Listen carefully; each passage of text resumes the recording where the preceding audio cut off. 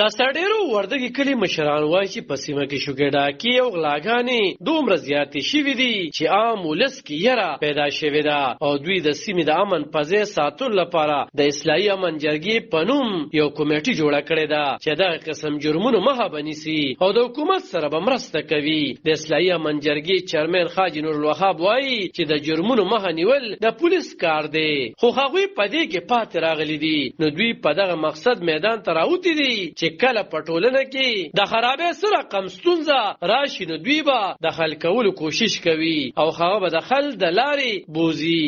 د جرګې ممبران چې کوم دي هغه په دې کې د اته کسان دي، اته ممبران دي چې پای کې تحمید الله ناظم صاحب دی، محمد رحمان اجي صاحب دی، حاجی یوسف کاکا دی، اعظم خان دی، ظفر الحق دی، غفور اجي صاحب دی، نور رحمان کاکا دی، د زموږ سره په دې کې آیات خان اجي صاحب دی. دا خو تقریبا مونږه یو کال شو چې مونږ په دې وردګه کې تاسو ته پته ده چې مونږ ممبران شوي یو. زمونږ دا هڅه وا چې په دې وردګه کې زمونږ خاص کر د پولیس تلاسه مونږ ته ډېر لوی پرابلم دی چې دلته خاص کر د غلاګان ډېر لوی پرابلم دی، ډېر زیات غلاګانې تقریبا هر شپه دلته غلا کیږي. داسې شپاړو لشتنه چې دلته غلا نه ده شوې. د دې کوشش تا کړې ده چې مونږ دا جرګه وګرځي، د جمعات په جمعات وګرځي، کور په کور وګرځي، د ټولو سره ملو شو او مونږ دلته یو څوکیداری نظام جوړ کو. دا غینه نور مونږ ته لکه داسې وړې مسلې دي چې هغه لمونږه تانې تلاړ شو، دا غینه ډېر لوی ایشو جوړ شي یا کدل د موټر سایکل پټ شي په تانه کې ډول سو کې فیار ناخلی. دا ټول مونږ سره د وردګي سره یو ډېر لوی ظلم دی.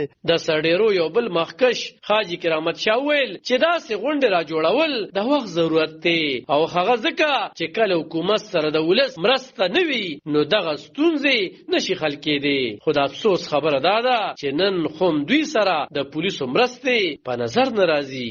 دا ټول انتظامیه پکار دی چې زویم چې دا د دوی کار دی چې دا دوی دا قدم اوچت کی، لہذا دا نور الوهاب اوچت ک نو پکار دی چې دوی ډیر په خوشاله باندې دوی شل کار پریخو او لومبه دا کار دی. پر روان وختونو کې د داسې جرګو نتیجې ډیر خولي او ډیر د پاکستان د 400 د ضلع د پاره د وردګي د علاقې د پاره د غیر چا پیر د علاقو د پاره پرمن او ډیر د خوشاله خبره ده. دا په داسې حال کې چې په 400 ضلع کې نه یوازې ترهګرې په مې ترازی بلکې عام ولس د غلو شکمارو او ډاکوان نخم محفوظ نه دي. اصلاحي امن جرګه وایي کو د ولس ستونزو ته پاملرنه ونه شو نو دوی به د امن په ځای کولو لپاره احتجاجونه هم کوي. علب خان شیرپو دلبر نیوز 400.